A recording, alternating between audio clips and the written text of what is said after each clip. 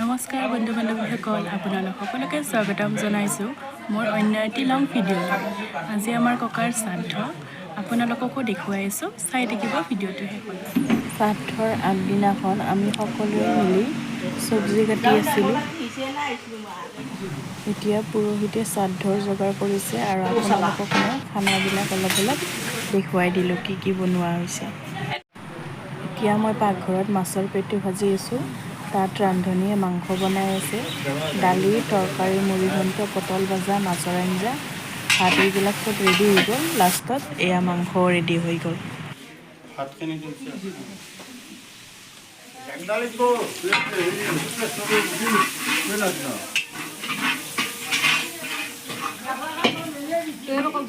মুড়ি ঘণ্টাখিনি ধৰবাৰ নাই নেকি?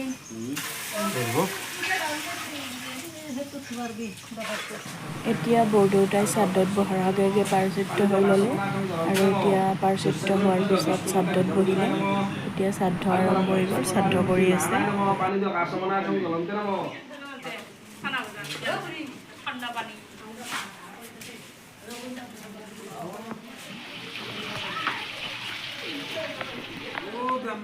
এতিয়া সেৱা কৰাৰ সময় হৈ গ'ল, আমি সকলোৱে মিলি সেৱা কৰি আছোঁ।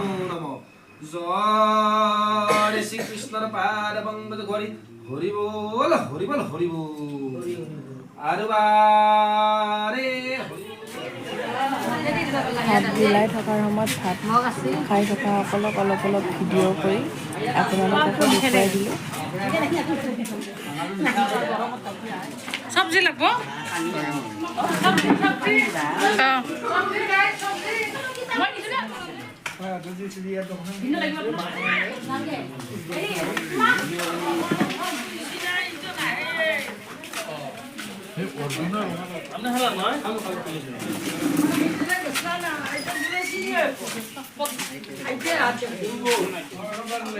একেবাৰে শেষত আমি ঘৰৰ মানুহকেইটাই বহিলোঁ, বিলায়ো আছিলোঁ। আমি বিলনীকেইটা একেলগে বহিলোঁ আৰু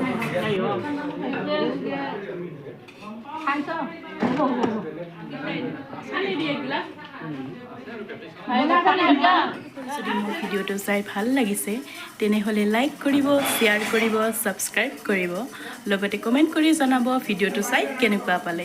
ধন্যবাদ।